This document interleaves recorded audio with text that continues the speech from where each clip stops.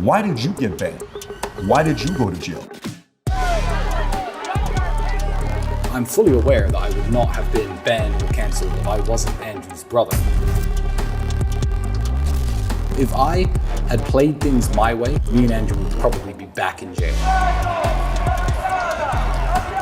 I jumped off the rock. I'm not scared of jail. You want to send me back? Good, because if you send me back, you're now going to have to explain to the world why. Can they even do that? Like, what is the crime? Every story, all the girls, it's only towards Andrew. They don't care about the truth. They just want to spin some negative story. They wanted the Tate brothers in jail. It's us against the world.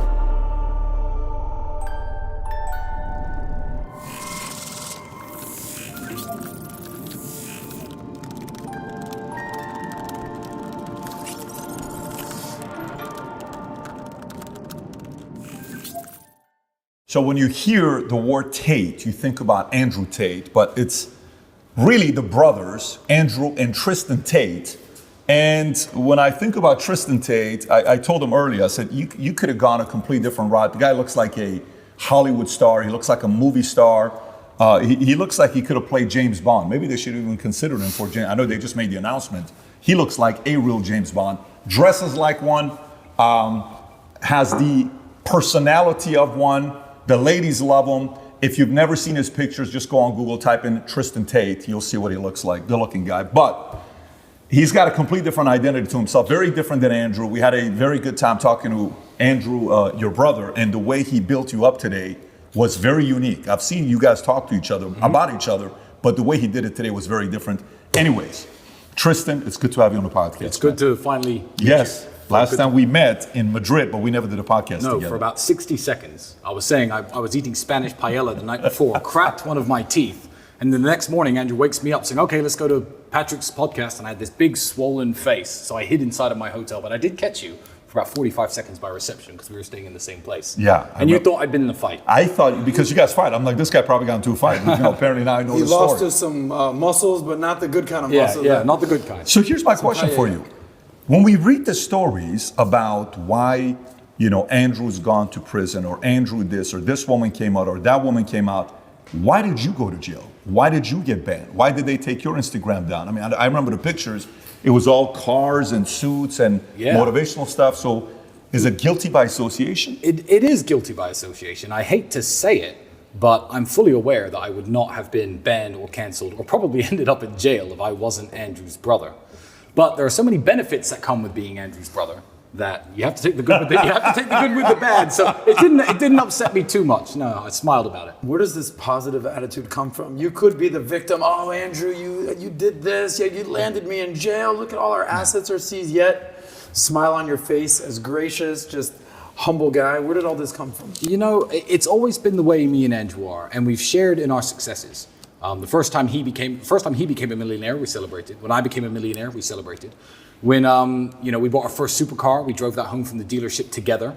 So every single positive moment in my life, the first time we ever chartered a private jet, I remember we were just happy, drinking, having a great time on the plane. This is before he reverted, before anybody jumps on that drinking reference.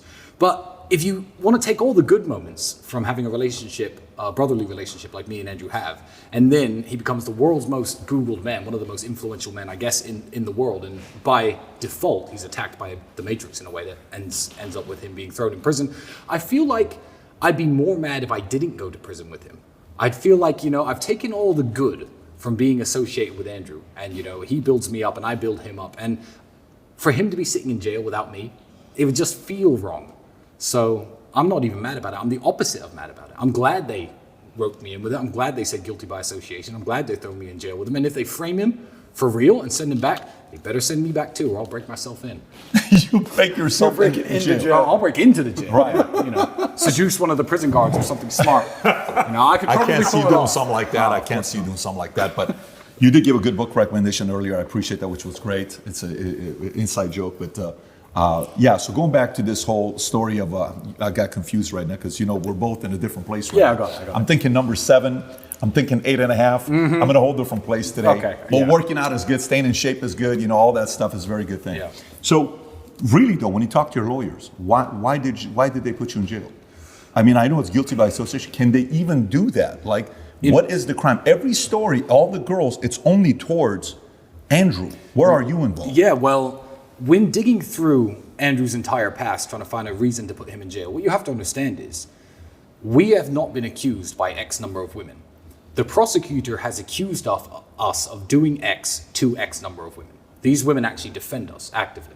One of the statements in the file is a girl who I used to date a little bit. She details nothing illegal, says nothing illegal went on. She wasn't held against her will, she wasn't trafficked, she wasn't exploited.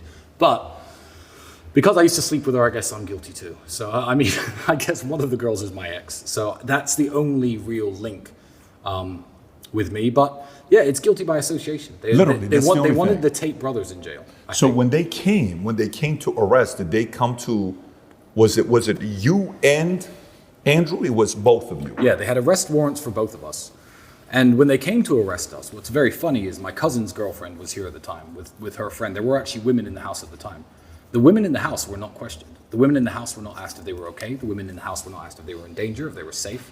They were completely left alone, left to sit on the couch with us while the police watched over us, while they went through the house and took everything that was valuable. They were Googling the value of the various items. They were marking it down on a spreadsheet, and they left, I think, without saying a single word to the women who were in this house, which is very unusual, you would think, in an investigation about human trafficking. But you could take what implications from there you will, and guess what their motivations were, if you will. But I can't say anything at the moment. That makes sense. So we talked to Andrew earlier about his experience in jail. How was the experience for you, from your point of view? Well, I mean, Romania spends less money per prisoner than any single country in the European Union. The prisons are constantly getting in trouble from the European Union for being underfunded, too many people per room, not enough square meters, not enough calories per day. So the jail experience, it wasn't good, but it was interesting. And I took jail in a very strange way. I feel like if you're gonna walk around the world running your mouth all the time about what you are and what you think you are, eventually something's going to come along in the world and test you. If you walk around saying, I'm the baddest man on the planet, I can beat anyone up on earth, one day someone in the street is going to be like, you're the guy who thinks he can beat anyone up and punch your lights out. I don't speak as much as Andrew, but I do say I'm a very strong-minded person. I always preach to young men, if you're going through hardships, you need to deal with it like a man, continue your training, stay focused. And it just felt like God gave me an opportunity to prove to myself, above all else, as well as to everyone else who listens to me, that I am actually what I say I am. So coming out of jail, I'm almost grateful for the experience, as hellish as the environment was. As hellish as the environment was, you were grateful for it. Yeah, I'm grateful that my life has been very, very easy for the last 6 or 7 years. I retired from professional fighting when I was 28. The last sad thing that I guess happened to me was my father passing when I was 26 and a half. So I'm 34 now, I'm coming up 35. These things happened a very long time ago. I've increased in wealth, I've increased in fame. I fly around the world doing whatever I like, driving whatever car I like, staying wherever I like, sleeping wherever I like, going, it's been such an amazing experience that I haven't tested myself for real in a very long time. So yeah, grateful for the experience. Andrew had very high praise about you, right? I mean, we did a whole segment about, he always thought you were the best brother in the world, but after being in jail with you, now he knows, he's confirmed and reaffirmed that you're the best brother in the world. And he almost kind of compared you to like being the yin to his yang, right? And I didn't really fully understand who Tristan was. We've sat with Andrew for hours on end. We had 45 seconds with you after that paella incident, right? But he says that your special gift is you've mastered the art of not giving a fuck. Yeah. So what is that all about? Well, I'd say it's not giving a fuck in the way that, because I know people who don't give a fuck. Their life sucks. They don't work out. They don't care about their own health, happiness, wealth, work. Not in a degenerate, I'm a bum kind of way. I'll give you a better example, because I know exactly what he means. I feel like, because I am his younger brother, every great general who sits at a table with his staff needs that one fearless guy with him. He needs people who preach prudence and being careful, and we have those people, believe me. They're very, very loud in our ears every single day since getting out of jail. But, if you're a great samurai general and you're sitting around the table, you also need that one guy who says, okay, there's 10,000 of them, there's 5 of us, okay, let's just go. It's more fearlessness than not giving a fuck. If I had played things my way since getting out of jail, me and Andrew would probably be back in jail right now.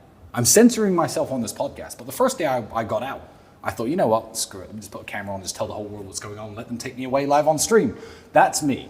So luckily he keeps me in check, but also I feel like I can inspire him to make a few bolder and braver decisions in life because of my counsel. So I'm very much one of his councilmen, but he does need me at the table. Without that guy, you're just going to be a pussy, you know? Have you always played the number 2 role? Like, you know, in monarchical times, it was always the eldest son that was passed down to the crown. From your father down to Andrew to you, has it always been an understanding, all right, I'm number 2, my brother's the leader, let me get in line, let's crush it? You know what, I don't feel it's necessarily like that. I feel it's more that I know what his strengths are, and I'm there to compensate for his weaknesses. He knows what my strengths are, and I'm there to compensate for his weaknesses. So who's the leader and who's not all depends on the situation that we're in. Certainly me and Andrew have been a team a very long time, and we made a lot of money before we ever blew up on the internet. Our relationship was a lot more equal then, but Andrew is the famous one. I'm fully aware that he's the guy who will go in front of the camera and say the types of things or voice his opinions in a way that garner infamy and fame. And I've blown up alongside him. Mm-hmm. So, you know, part of the price is going to jail. You know, they say that your ego is not your amigo. There must be some part of you. I mean, you're a 6'4", badass, good-looking, Hollywood-looking guy, girls, Bugattis, yet you're willing to take a back seat to Andrew's fame. So you must have a big ego to be the place that you're in, but you also have to take a step back and say, all right, Andrew, you're the guy. How do you grapple with that? Well, yeah, with what we're doing now, Andrew's certainly the face of it. But he wanted to build this. This was never my intention. I thought, okay, you're going to make some money on the internet? That's cool, Andrew. You do that. I'll continue doing what... In fact, I'm going to interject with another story.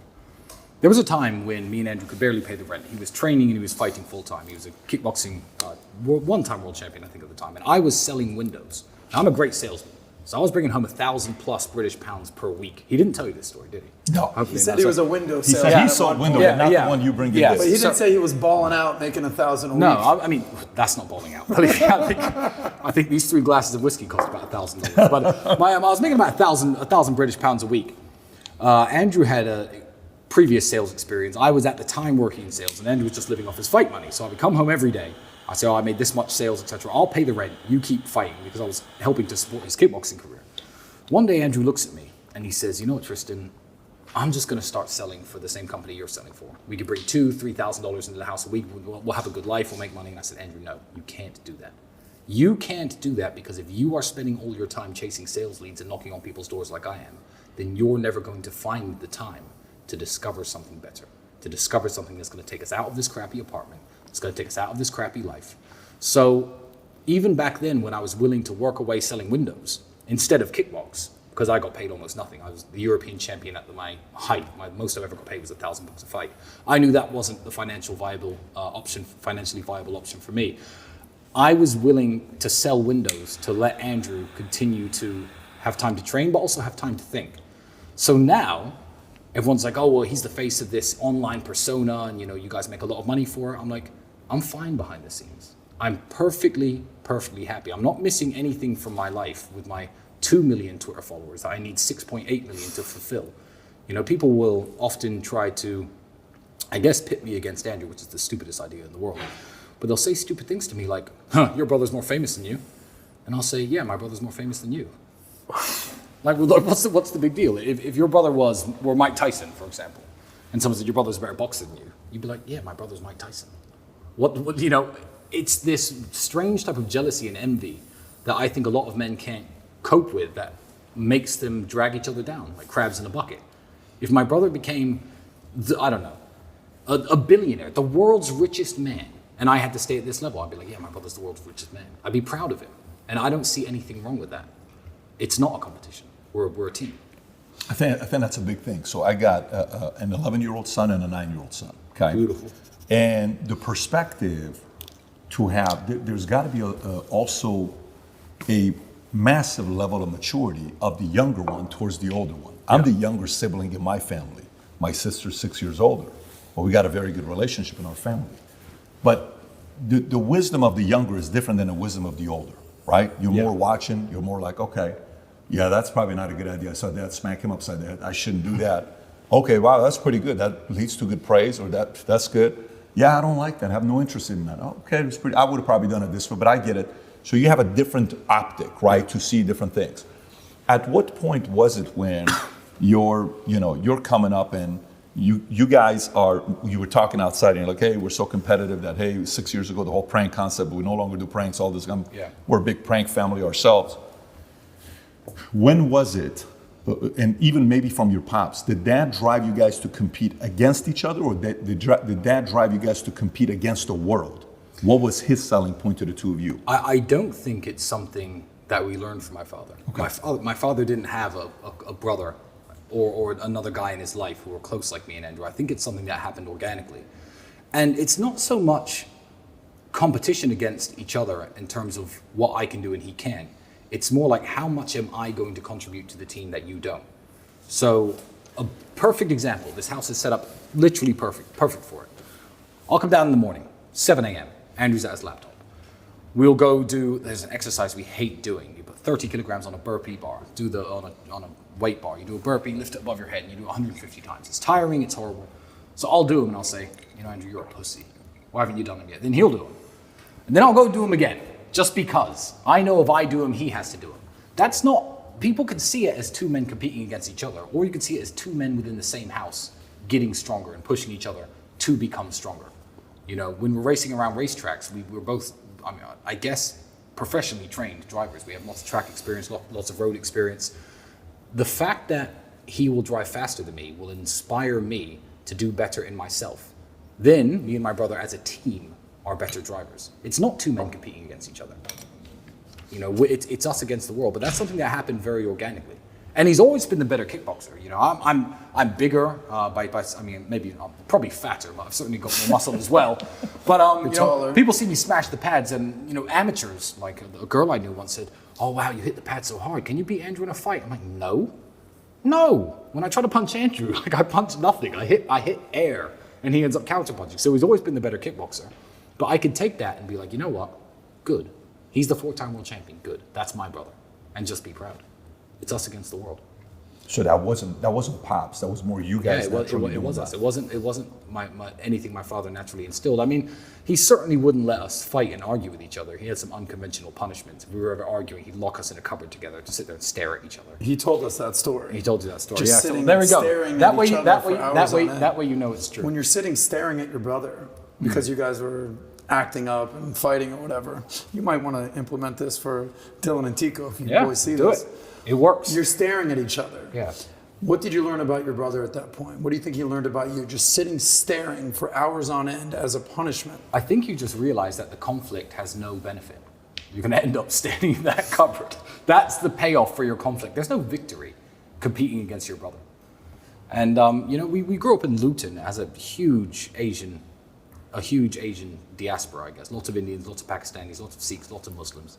And these people work as a team. It's one of the reasons they outcompete British people, native British people, in almost every single metric. And we knew a guy named Bali.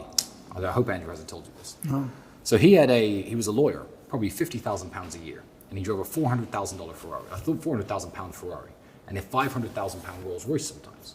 And we were saying, like, do you think Bali's a drug dealer? What do you think he's up to? And me and Andrew at the time, had quite a close brotherhood. And he looked at us one day. I said, Bali, how do you have all this money? How do you get these fancy cars when you're just a lawyer? And you're relatively young. He was like 26, 27, about 5 or 6 years older than I was at the time. And Bali's exact answer was, I remember he said, you white people are stupid. Now, I'm mixed race. He wasn't talking anything racial. He was talking about, I guess, native British people. He says, you will have 5 sons, or your father may have 5 sons, which for someone in my culture, he was a Sikh, an Indian Sikh from Punjab. He said, that's a jackpot. And this Englishman's 5 sons will all move out of the family home. They'll pay 5 rents, probably to people like me. They'll take 5 different student debts out, go out 5 different career paths. They'll get 5 different mortgages, marry 5 different women, and never see each other again. You see, my father had 5 sons. Now, I'm a lawyer. My brother's a dentist. My father's an engineer. My other brother owns a construction company. And every single skill set that they needed, to flourish was within the household. So we all live in the family home. We pool our resources. Our women work together and prepare food for us. We work, and every time that we have new children or the family is expanded, we just expand the house. My brother owns a construction company, and that way, as a group, we have 3 Toyotas, 1 Ferrari, and 1 Rolls Royce, and we can all use them anytime we like. And that was what introduced me and Andrew, because we were flat broke at the time. We had nothing to share. To the idea of certainly, you know what, if we can buy a supercar together, one nice car, then we can just share that car. And now, thanks to his car addiction, we have, 40 plus, minus the 10 or 11 that have been temporarily seized by the Romanian government. But yeah, it introduced us, I guess, to the concept of pooling your resources and sharing. And you know what? He's 100% right. That is a lesson you can learn from the Indians, from the Pakistanis, because it's benefited us massively. And you guys live together here in this amazing compound. And Andrew said he foresees himself living with you the rest of his days. Yeah. How much of a factor was those stories from the Punjab guys to today living in Romania? You know what? That was massive. And I don't speak to Bali anymore. So if you're out there, Bali, and you're listening, thank you for that. But people will even ask that nowadays. The way that, when you're a high net worth individual, the way things are owned is very tricky. You don't want, no high net worth individual has everything in his name. Let's just put it that way. But it's complicated the way things are owned. So sometimes people will ask me, there'll be 5 cars on the drive, and girls especially who are naive to these things will be like, which ones are yours and which ones are Andrew's? My honest answer is I don't actually know. I have to look at the papers to work out exactly what, but it doesn't matter. It doesn't matter. The keys are in this box in that room, and we can drive them whenever we like, and we never argue because there's so many. And when you build that abundance and you build yourself to the level of wealth me and Andrew are at, what are we going to argue about? There were times when we were kickboxing where we didn't have money for food. We used to eat cans of sardines, and there have been times splitting our last can over plain rice. Mm-hmm. So now people are like, oh, it's weird that you share a house with your brother. I'm like, it's weird that you don't. I used to share my last can of food with him, and now we can't live in the same house. I've got 9 bedrooms. It's not like we're cramped for space. And otherwise, we just live in 2 separate houses with 4.5 bedrooms each, and drive to each other's houses every day. It wouldn't make sense. But there's got to be 100% trust for this to work. Oh, 100%. Which is what you guys have. But me and Andrew have a 100% It's very trust. obvious. Yeah, very obvious. Trust. So he gave you some love. What would you say about him? Like from your perspective, what strengths, who is Andrew to you, and maybe what are some strengths and things he does that the rest of the world doesn't see that you know? Andrew is the hardest working man I've ever met. Even with the lifestyle he lives now, and as fun as it looks, and it is fun, and all the fun shit we do is real. Even if we are in a luxury hotel in the south of France where you're paying $10,000 per room, Andrew will be up at 7 o'clock in that hotel gym. He'll message me at 8:30. I'll wake up next to God knows who. Whiskey spilled all over the desk. But again, that inspires me. And he'll be like, emergency meeting in my room. Emergency meeting, we always say that.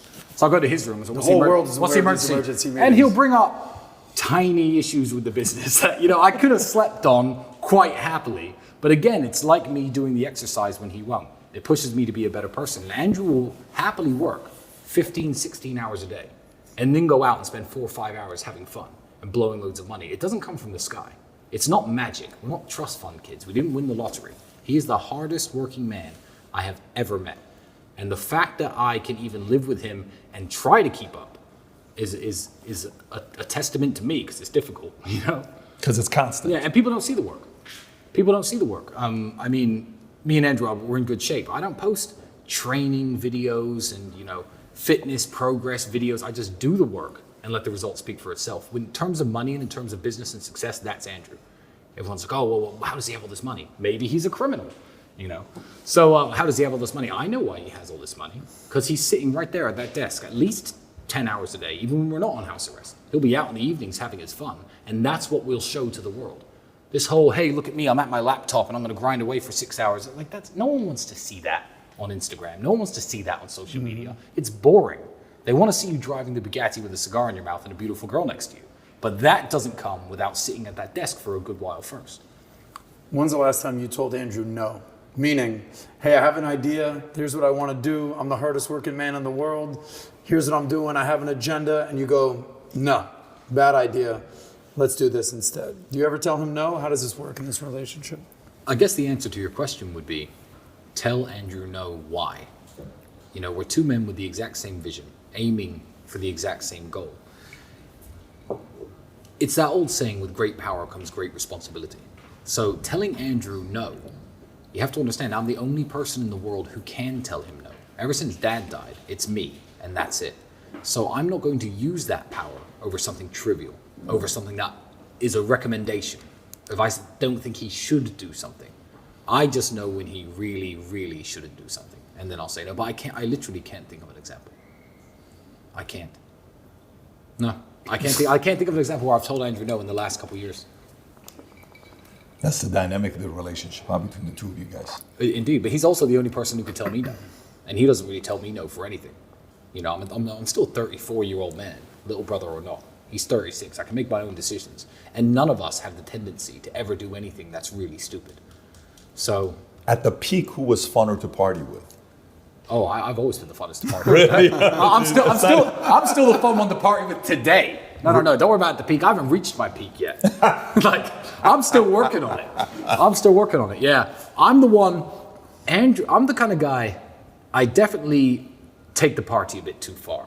I'll give you an example. We'll go out to the club, there's 5 guys, 15 girls.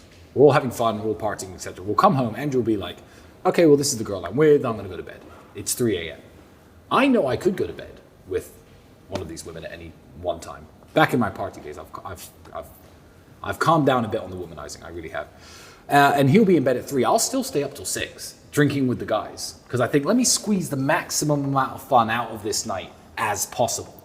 So obviously it gets ruined when it gets to 6 o'clock and the girl I like is now asleep or home. And it's like, oh, wait, well, you know, I definitely messed that one up. But I'll certainly try to have as much fun as possible. And it comes back to bite me sometimes. But when's the last time you partied? You've been in jail. You haven't had one day of freedom this year. No. Right? You guys are known as these kickboxing, badass, womanizing party guys, but Andrew's been very subdued. He's converted to Islam. He's not drinking. No, he doesn't drink anymore. When's the last time that you had a fun night out on the town? A fun night out on the town, I don't know. But I had a fun night right here in my house when my camera guy showed up. I'm going to say his name. His name's Bailey. I'm going to say it. I don't care if he wants to. He can't censor out. Don't give him editorial control. So he got here. I thought, you know what? Bailey's here. That's something new. You know, I've been locked in jail. Now I'm on house arrest. Let's open a bottle of champagne. Don't worry, Bailey. Just one. 4 bottles of champagne later. And Bailey's like wishing for death. I'm like, you know, okay, fine. I'll let him go to sleep. But we stayed up all night talking politics, history, very, very interesting things, along with my coach, my physiotherapist, Alex, who hates drinking, by the way, but he'll partake sometimes. And, you know, it was just 3 guys together talking about, I feel like it's the way things should be, and the way things certainly were before mobile phones. Nowadays, everyone's too connected digitally.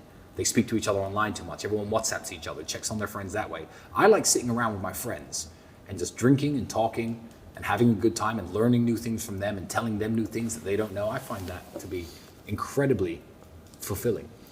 So you were saying interests. You said cutters. You collect cutters and all this stuff. I collect cigar lighters and cigar accessories. I'm a nerd about my cigars.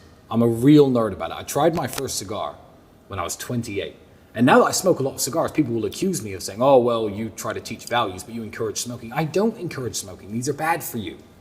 But if you do them, train really hard in the gym, get as fit and strong as possible, at least try to compensate the damage. But yeah, I'm a nerd about my cigars. I smoked my first one when I was 28. I had a car crash, which stopped me from professionally fighting.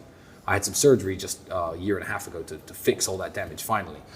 But I thought, I can't fight anymore. I've always thought cigars looked cool. I'd never smoked a cigarette or any kind of tobacco product up until that point. And I walked into the cigar lounge. I thought, oh, yeah, this big Cuban cigar, let me buy one of these. I had some money even back then when I was 28, and I got this cigar. Got about halfway through and my head was spinning. I don't know how I drove home. I felt horrible.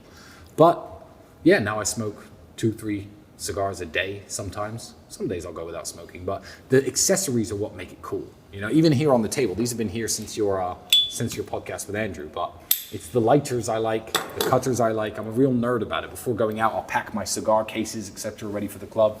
Yeah. What's your preference? Like, what do you go to? What's your go-to cigar? Cigar? My favorite cigar is actually... So you have to liken them to champagne because most people won't know what we're talking about if we do cigars. So I'm going to make it more interesting. People who don't know champagne will say, yeah, give me some Dom Perignon. Every single time. I don't even like champagne. I don't like any champagne. But there are old Frenchmen who know that there's a Veuve Clicquot bottle that's better than the Dom Perignon if it's the right year, etc. So with cigars, everyone goes Cohiba. When you can buy Cubans, when you're outside the United States, Cohiba is the Dom Perignon of cigars. It's got the yellow label. Everyone likes Cohibas. But this is not my favorite brand of cigar. But my favorite is H. Upmann. Now, they have a European name, even though they're Cuban, because a German businessman started that company in 1848. Cohiba was founded in 1966. It has much more history behind the brand, a much better quality cigar in terms of build and flavor, and they're about half the price. But me smoking H. Upmann's is not a budgetary decision. I mean, I'll buy cigars from the 1950s and smoke $6,000, $7,000 cigars just because I enjoy them. But H. Upmann are by far the best brand, hands down. Can I give a quick shout out real quick? Sure. I only smoke cigars with two people. Their last name is either Tate or Sapala. Okay. So shout out to Matt Sapala, by the He's way. If gonna you're love watching this. this, you're going to love this. The finest of gentlemen, the Tates and the Sapala. That's it. That's a quick shout out. I very rarely smoke cigars, but if I do, it's with the Tate Well, or actually, Sapala. Matt Sapala did a Manect call with Andrew right. last time, I think, using Manect, Yeah. and had a good conversation together. So, going back to you, spiritually, Tate comes out, Andrew comes out recently announcing he's a Muslim, Yeah. right? But in the podcast with us, he said, "You're still a Christian." Yes. What is that conversation like between the two of you? Well, you have to understand, if you are a fan of Andrew who watches him on the internet, oh, he's converted to Islam, that's sudden. It wasn't sudden. It was a journey that I saw him go on, which certainly lasted at least 10, 11 months up into the day he reverted, according to Muslims. I'll use the proper terminology. Up until the day he reverted. I became a Christian about 6 years ago. I spent a lot of my life as an atheist, and I'm so ashamed to say that. I don't like the word. I think it's a bad word nowadays, because I was young and naive and stupid enough to think that people could be perfectly moral and live in a perfect, harmonious society without the need for religion. And about 6 or 7 years ago, I looked around the world, literally, at what people were doing. The massive fetishization, I'll call it, of abortion, the degeneracy in society, and everyone's an atheist. I thought, are these my people? And I was living in Romania, the most Orthodox Christian country in the world. My daughter's maternal grandfather is actually an Orthodox Christian priest. And I picked up the Bible again, and I read it from cover to cover, front to back. And that was 6 years ago when I became a Christian. Now, ever since Andrew's reversion, I have not spoken about my religious beliefs, because there are teams on Twitter. So you guys get the exclusive. There are literally warring tribes on Twitter of Christian trolls, let's call them, and Muslim trolls, all fighting for my soul. Tristan, what do you believe in? Tristan, and I haven't mentioned my religion ever since Andrew's reversion to Islam. So there are people who think I'm a Muslim. There are people who know I'm a Christian. But for me, the values that are shared between the two faiths are both contrary to everything what Andrew would call the matrix is trying to shove down young people's throats and trying to program people to believe. I think the days of Christians and Muslims murdering each other in crusades and trying to take the holy city of Jerusalem, etc., are over. I think that there are ideological differences, and there are ignorant Christians who will be like, oh yeah, but Islam's a fake religion. But then there are ignorant Muslims who will say, oh, Christianity's a fake religion. Good, you're supposed to think that. They're different religions, and they do teach different things. They have different messengers, and they have slightly different messages.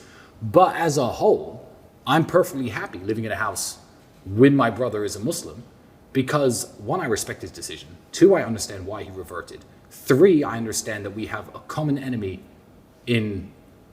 we have an enemy in common, and we have the exact same goals. I feel like the religions now should be closer than ever before. It's fine to say, you believe things about God that I don't, and I believe things about God that you don't. But can we at least agree that this is wrong? And I feel like common ground would unite Christians and Muslims hand in hand if people were less standoffish. So I have no problem with my brother being a Muslim. He's quit drinking. I have lost my drinking partner. And the only reason I'm actually talking to you about religion and answering these questions, because I kept it very close to my heart and I haven't spoken to anybody about it, is because I am publicly drinking whiskey. Well, if you need a new drinking partner, Tristan, I can help you out here. Absolutely. So and you're Jewish? Yes, There we most go. of the time. Muslims refer to Christians and Jews as people of the book. And you have to understand that Muslims hold Christians in very high regard. So I've read, even since getting out of jail, I've read 4 books on Islam since getting out of jail. And I was actually quizzed by a Muslim scholar who lives in the United Arab Emirates. He said, Tristan, are you ever going to revert to Islam? And I said to him, reversion or conversion to any religion, I don't believe it's something that you do. I believe it's something that happens to you. If you look into a subject and you read the Bible and you read about, Christianity and you read about the life of Jesus Christ, you don't think, screw it, I'm a Christian. I feel like it's something that would have to happen to me, not something I'd choose to do. And I've even had people say, your life would be better if you reverted to Islam because, there'd be benefits of you living in the Middle East, etc. And I said, no. How disingenuous would that be to my Muslim friends and colleagues, of which I have many, to revert for any beneficial reason other than me genuinely feeling it within my soul? So that's the reason I haven't. Not because I haven't chosen to, but because it hasn't happened to me. Right. So that means it could happen. Yeah, absolutely. Right. Absolutely. You said so interesting. You just said something earlier, real brief. You tweeted out. You said positive pregnancy test ? Yes. Unsure what to do. This is the sign you were looking for. Keep the baby. Yes. Raise the baby. By the time they are 2, you will thank God you read this and shudder that you ever considered an abortion. I understand you have a choice, but make the right one. Yes, I did tweet that because I understand that there is now a chance with 1.8 million people following me on Twitter and 700,000 people watching each of my tweets that I may have just saved a life. I wasn't trying to make any point about the legality of abortion because everyone's arguing underneath the tweet, it should be legal, it should be illegal. I will actually upset both teams because I'm not pro-life or pro-choice. I believe that abortion should be legal under many circumstances, and there are many reasons why there are people in the world who for many reasons would need an abortion.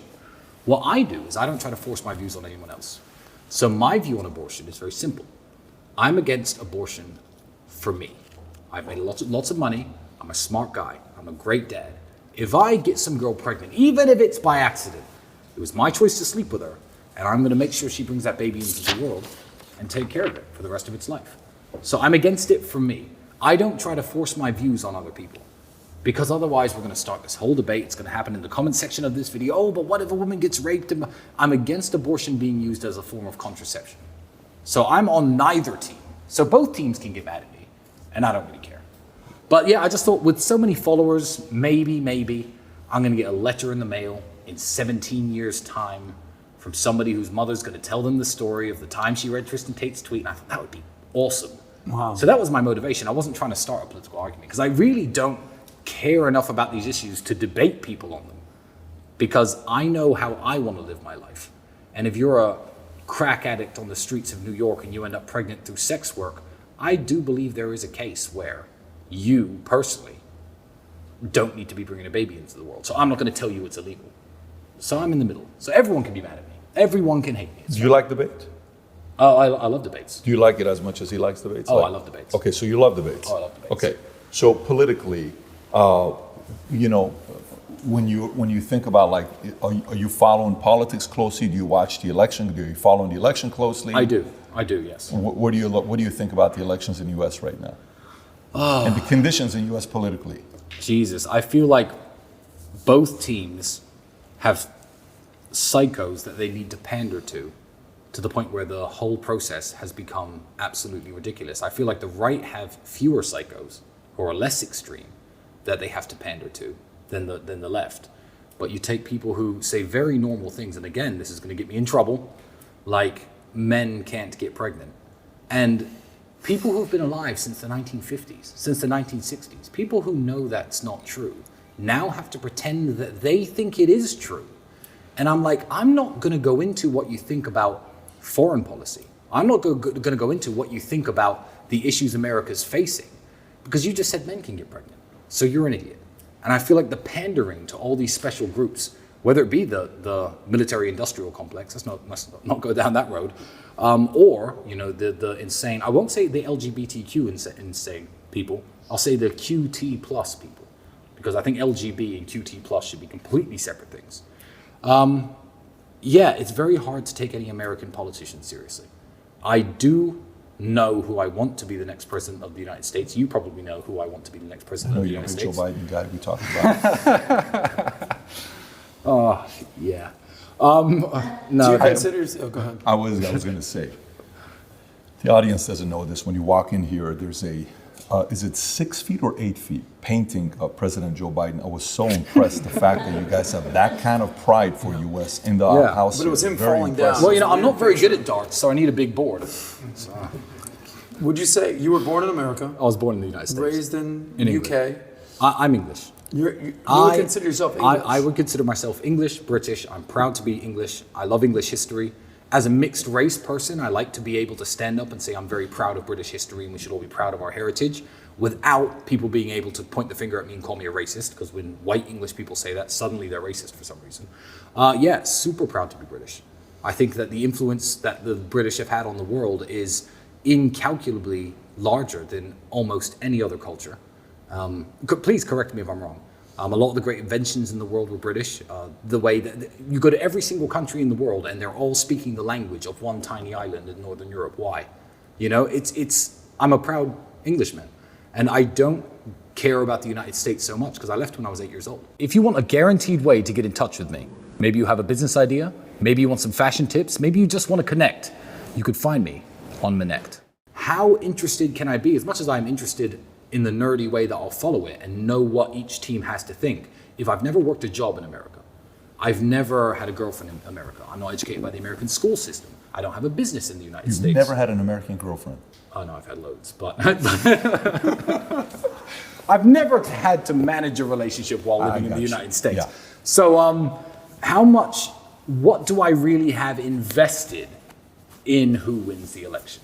As much as I'm interested in it, I consider myself British and I care much more about England, which is a lot more fucked up than the United States in lots of ways. It's failing in every single metric, which makes me sad.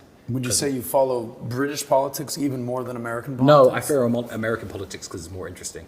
The British politicians are all rubbish. And because of the electoral system where the Prime Minister comes from the party who has the most seats and each seat is an individual election with the first past the post system, there's no winners. Nobody can come along as a hero. Let's say hypothetically, because I don't want to say who I support for president, but let's say hypothetically, some billionaire businessman with charisma came along and said, I want to become the leader of England. He's got no chance. He'd have to start his own political party. He'd lose in every single individual election in every single constituency in the United Kingdom. And you'd never hear from him again.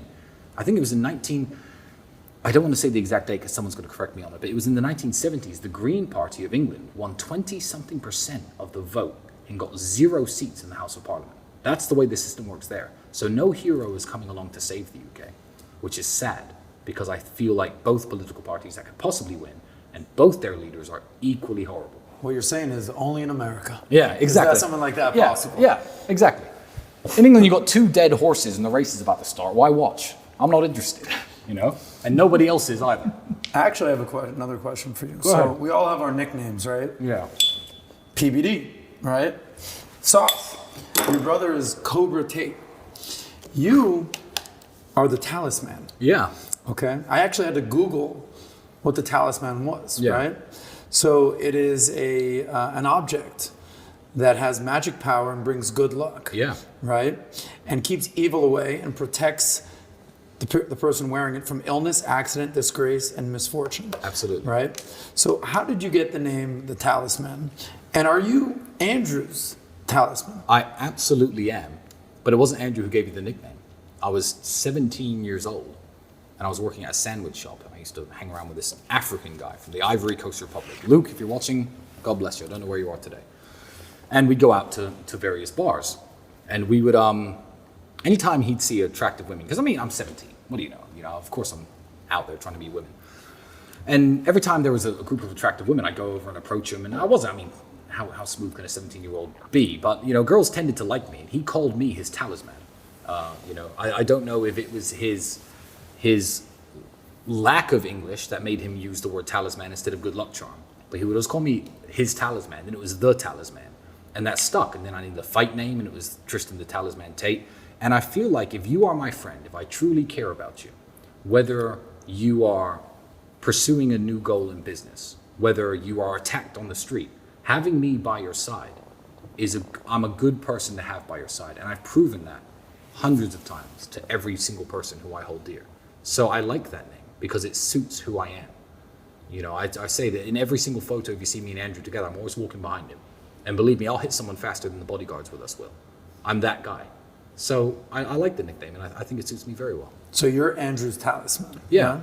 Well, then how would you be worse off? Anything you want to do in life, how would you be worse off if I was fully invested in the idea that you had, and I was on your side, 100%? Sign you up right now. How would I make Tristan, you worse off? you're in. So I feel like that I'm a very well-rounded person, and it's not just for Andrew; it's for anybody I choose to associate with or anybody I choose to do business with. So or protect, or certainly 5 years ago when I was a bit more wild, if you wanted to go out womanizing, I'm pretty good at that too. So I'd bring you some luck in that department. Sign right here. So, Yeah. No. Retire from that. Who's your talisman? In what business? It varies because Life. the hardest thing to find in life is a flag carrier. It's the hardest thing to find is a flag carrier. Yeah. Flag carrier, you find a flag carrier that's fully with you, and then the time span of how long that person is going to be with you. If you look at Elon Musk right now, who's his talisman? One phone call away from David Sachs. David Sachs, things get done. The guy's a doer. Yeah, good point. It's a very. What do you think about Musk, by the way? What he's doing with Twitter? Love him. I absolutely love Elon Musk, and I shut down any criticism I see of him online because I don't think almost anybody is in a position to criticize Elon Musk. I'll give you an example. Elon Musk was dating that singer, Grimes, whatever her name is. Yeah. And some dork who fancies himself a dating coach on Twitter, I'm not even going to say his name because that would do him a massive favor, was like, oh yeah, Elon Musk really needs to book one of my calls for $29 for half an hour so I can give him dating advice. I'm like, who are you? Elon Musk is arguably one of the world's most powerful men. He has the power to send things into space and bring them back. When the first independent human to ever have that power outside of being a government. He's insanely intelligent. He takes on tasks, Tesla automobiles, absolutely rubbish idea if you were to pitch it to anyone many years ago. And he turns them into successes. Elon Musk is a different breed. It's like a bunch of chihuahuas, laughing at a tiger's stripes, saying that his coat was wrong. Like, who are you to criticize him in any way? He doesn't need your dating advice. The man's got 10 kids. 9, rest in peace, and that must have been hard for him, God bless.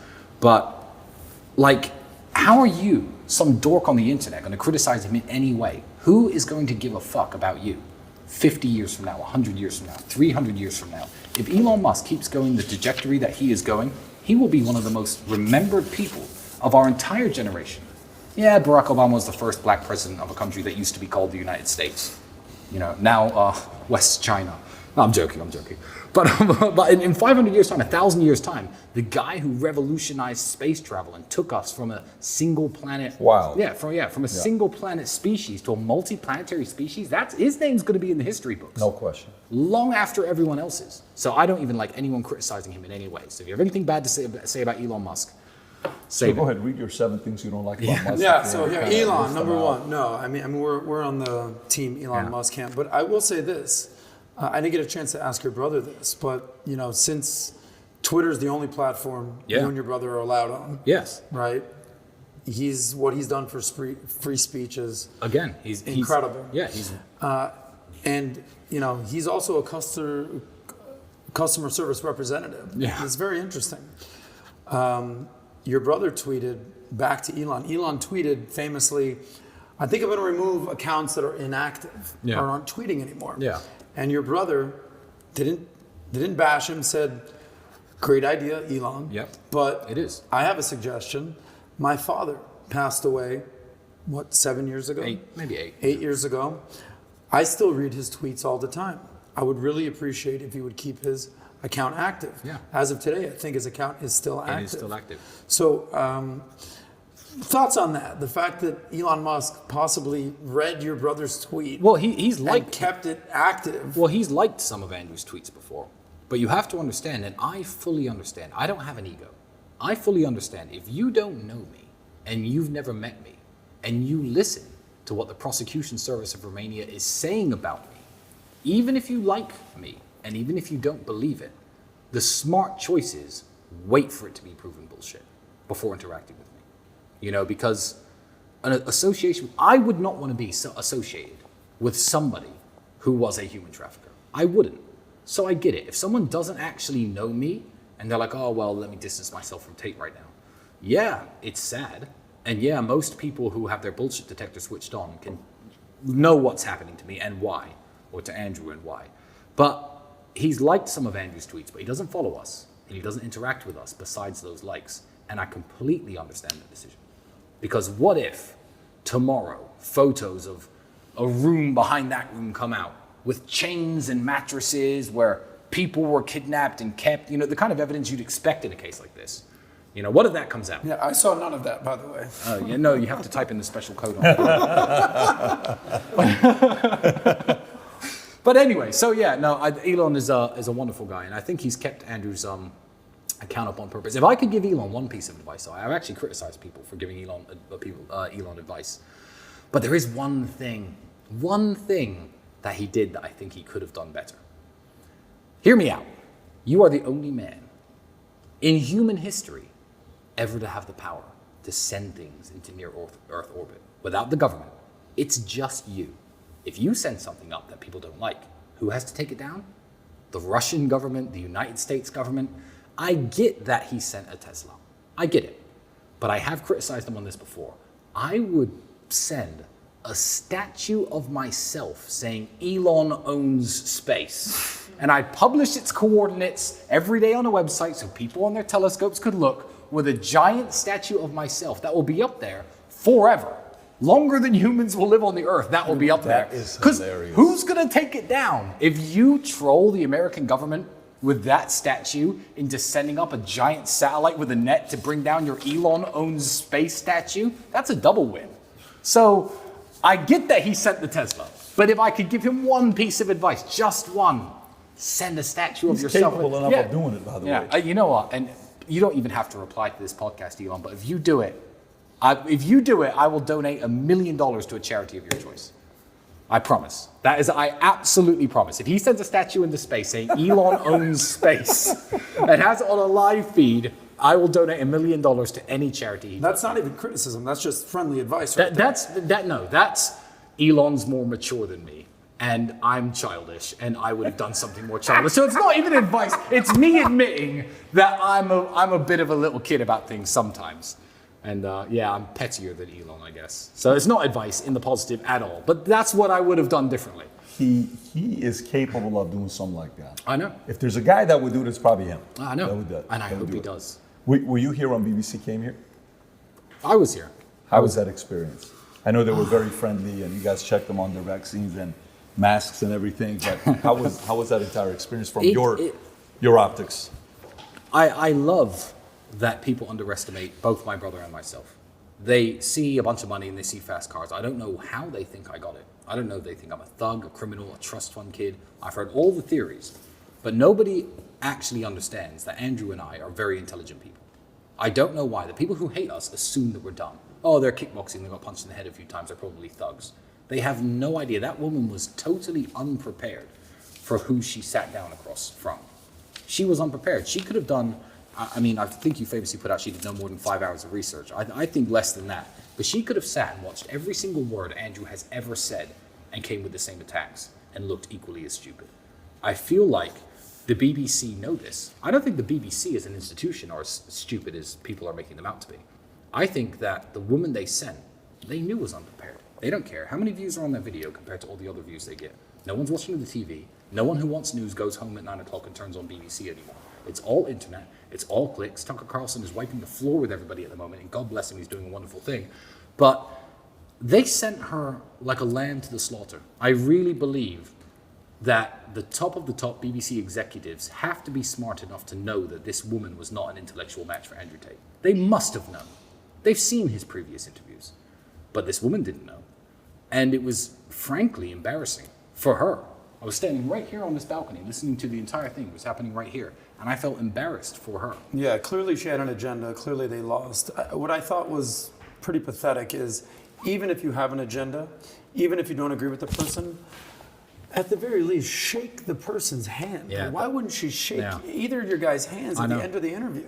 That's just low class. Yes, it was. And it was the fact that if she had felt that she had got the better of him, she would have shaken his hand. She absolutely would have. She clearly lost. Yeah, because she shook his hand in the beginning. So, yeah. Let me ask you, so clear the air. If they're accusing you, if they don't know how you make money, you guys run the real world. You guys run the war room. Justin Waller, who we were saying nice things about earlier. Shout out to Jay Waller. Nice things, me?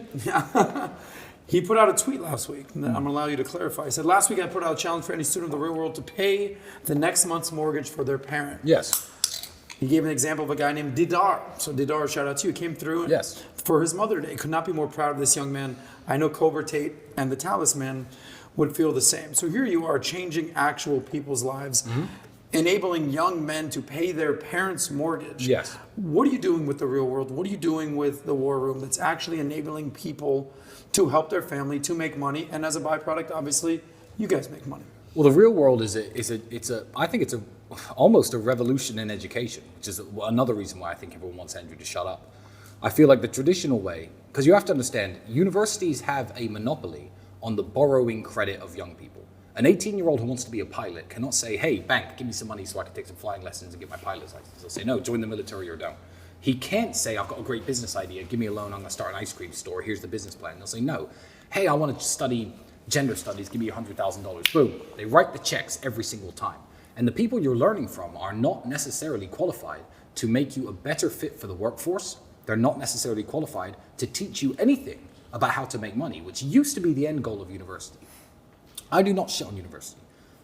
My doctors went to university, my lawyers went to university. University is absolutely necessary in today's society. But telling every young person that that's the only path to success. The real world was founded on the principle that when me and Andrew were young, we had to jump through hoops to network with high-level people. My dad knew a rich chess player. This guy ran a kickboxing tournament. Okay, let me see if I can speak to him for 10 minutes after, see if I can learn anything.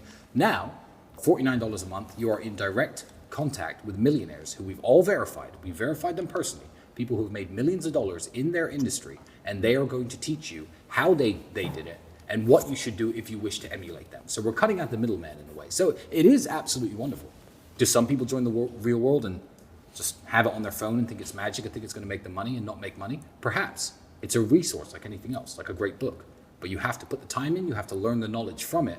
And yeah, that guy paid his mother's mortgage payment. Respect. So what's the difference between the real world and the war room? The war room, you have to think of it more of as a private members network. Whereas the real world, nobody's vetted, nobody is kicked out. Anybody who wants to jump in at any point, man, woman, or child, of any age, can get inside and learn from the people who are professors in the war room, in the real world. And you see, I just mixed them up just there. Why the name's so similar? Whereas the war room is something very, very different. Andrew's probably given a description of the war room, and I feel like that will be adequate. So I'll leave it at that, because I am just a war room member, like everybody else. I do not own the war room.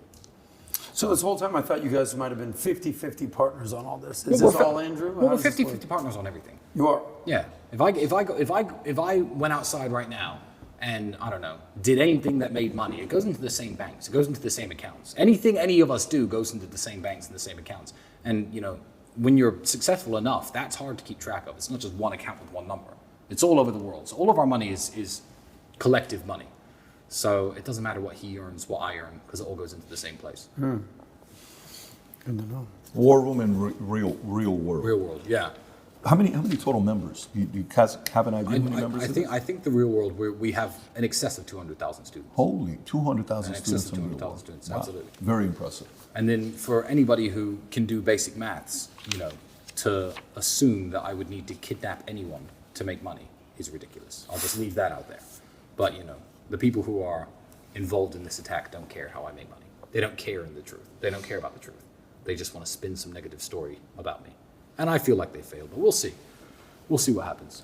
Time will tell the way it's going right now. Yep. You're going to see what's going to happen here soon. But I'm not afraid of anything. They can't stop me. Have you ever been a child and found something scary. I have an example. I was living in Indiana, 7 years old, and everyone was jumping into this lake from this big tall rock. And I sat there all day and all afternoon while everyone jumped off this big tall rock. I walked to the edge of it 5 or 6 times. And I thought, you know what? That's scary. I'm not going to do it. And by the end of the day, I jumped and thought, oh, well, that was no big deal. And I did it again and again. Then it was time to go home. I was no longer afraid of that.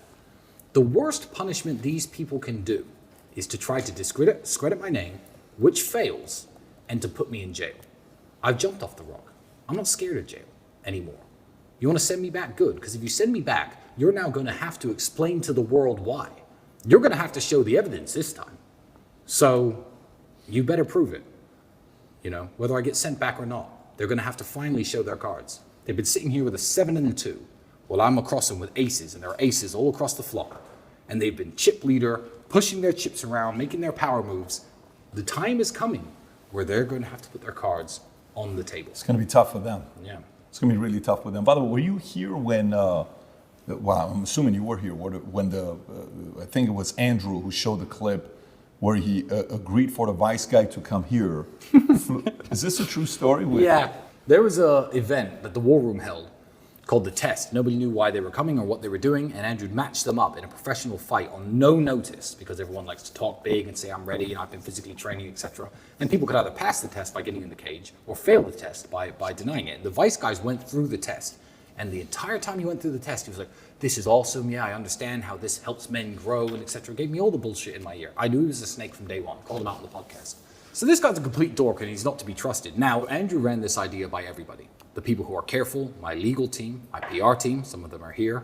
And a lot of people said, no, don't do that. No, you'll look like a bully, you'll look like you're mean. I was like, this guy, when we were in jail, released the most biased piece of negative journalism I've ever seen against us. Screw this guy. Andrew was like, really? I said, yeah, go for it, Andrew. I was that guy who said, who cares? What's he gonna do? Break into my house, pass my security guards, and somehow beat me up? Now, we would have loved to fly to Australia or Thailand and stand him up there, so he's got a nice, 16-hour economy flight home. But sadly, all we could do was Bucharest. And I thought it was absolutely hilarious.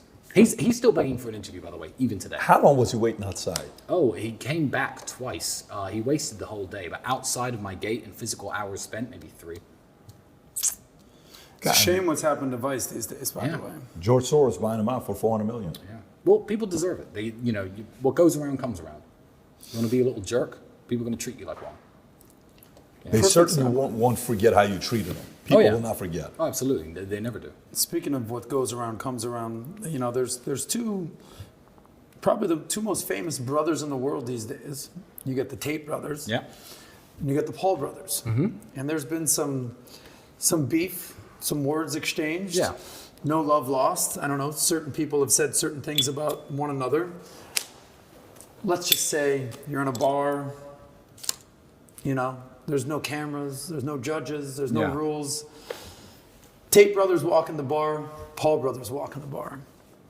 Who walks out? Me and my brother. Every single time. But I understand that this question is phrased to hype the beef between us and the Paul brothers. I actually want to put one thing straight. I have no beef with the Paul brothers. And I don't even think my brother does either. I will go as far as to say I really like Jake Paul. Me and my brother are bigger than the Paul brothers, more fight experience than the Paul brothers. I've taken more punches than the Paul brothers. Wrestling, grappling, me and Andrew have judo experience. Who would win the fight? I feel like that's a juvenile question to ask, because if I saw Jake Paul, I'd buy him a drink. I like Jake. Logan, not so much. But Jake is a hardworking young man who has put it all on the line and gets in the ring against people vastly more experienced than themselves in combat sports. He fought Tommy Fury, who was a vastly more experienced boxer. And I don't feel there's any beef between me and the Paul brothers. I sat down and had drinks with Jake. I would go as far as to say I like Jake. I don't like their relationship as brothers. If I could criticize anything about them, there are clips when Jake's like, oh, I want to be the world champion of boxing. And Logan's like, yeah, good luck. Yeah, as if. I don't feel that's a good way for brothers to behave, but more of that comes from Logan to Jake. There is no beef. Well, there was beef between your brother, Andrew, and Logan. There was actual there's words beef. exchanged. They probably hate each other now. Oh, but it doesn't matter. I remember a year ago, Logan Paul saying, oh, Andrew's the big fish now, but we'll see in a year where he is. And now no one cares who Logan Paul is.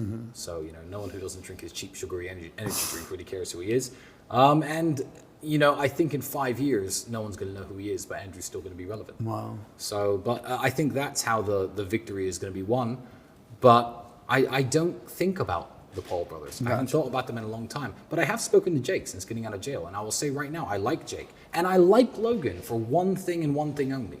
Logan brought back, with that loser KSI, this old notion of, okay, we've got beef. Well, instead of rapping about each other or, talking shit on Twitch streams, let's handle it like men. And that's how I grew up. I grew up in a very bad part of town.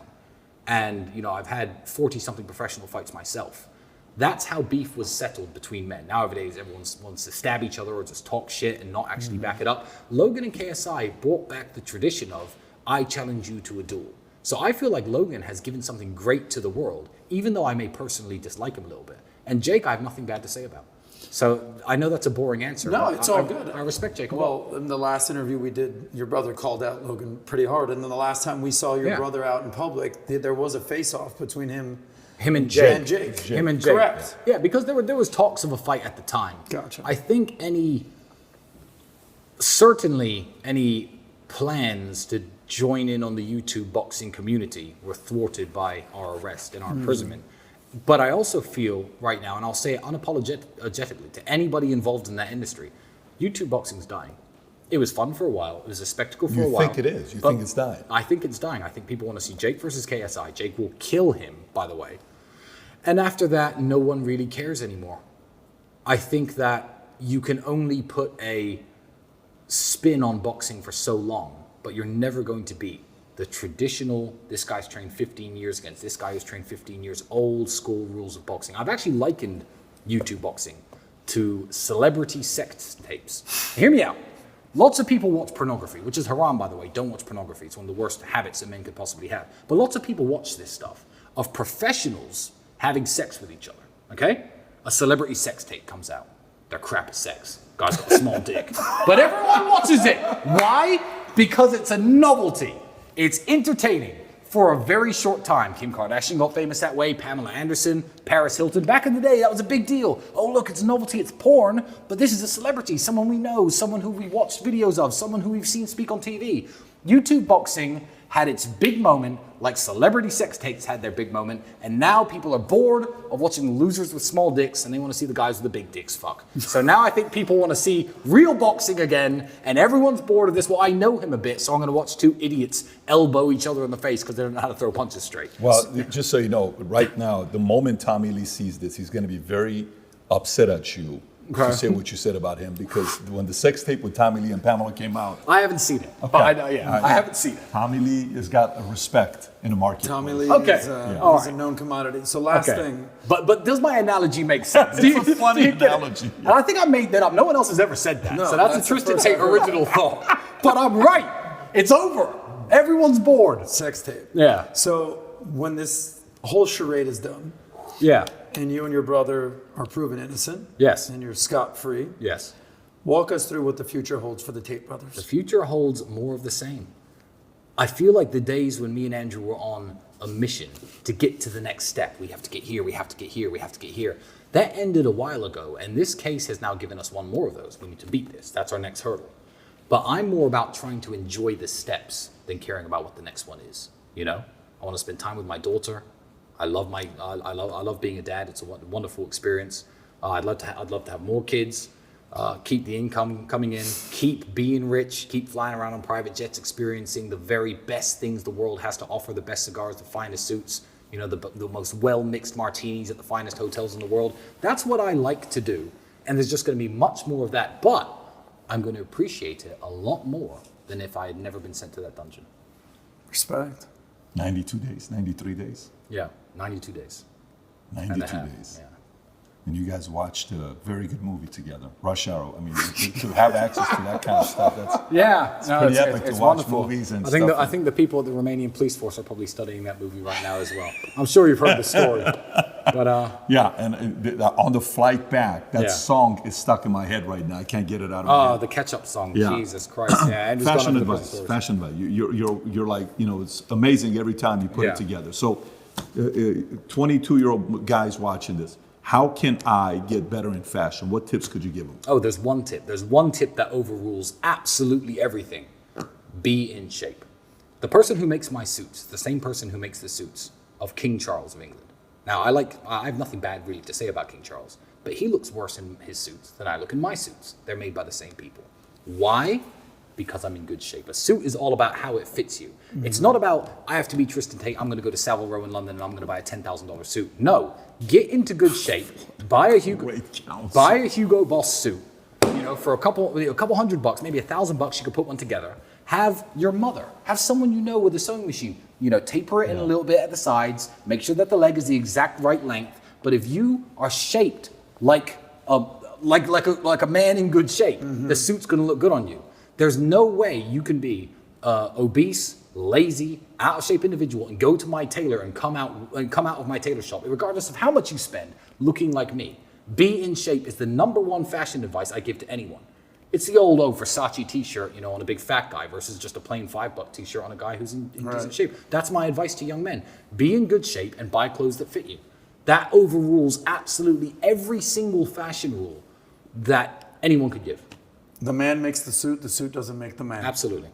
Absolutely. Well, I was expecting one gray, one navy blue, one this, one that. No. 3 different Be in colors. shape. No, be in shape. It's actually in the shape. best Be in advice you shape could possibly get. and own one suit. It's fine. Yeah. So we learned a lot today. We learned the kind of cigars you like. It's half the price of Cohiba. We learned we're going to have to see what's going to happen with Romania because with the case, we have to kind of wait for that. We learned that these YouTube fights is like porn, celebrity porn. You know I'm right. You're smiling because you know I'm from right. there. And we learned that the best tip for fashionable advice is to be in shape. Absolutely. This has been an incredible conversation with you. I wish we could have done it last time. I'm glad we were able to do it this time. And me you as well. You look good. No, nothing going on here, which is good.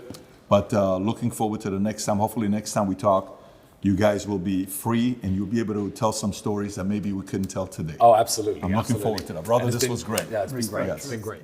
If you want a guaranteed way to get in touch with me, maybe you have a business idea, maybe you want some fashion tips, maybe you just want to connect, you could find me on Minect.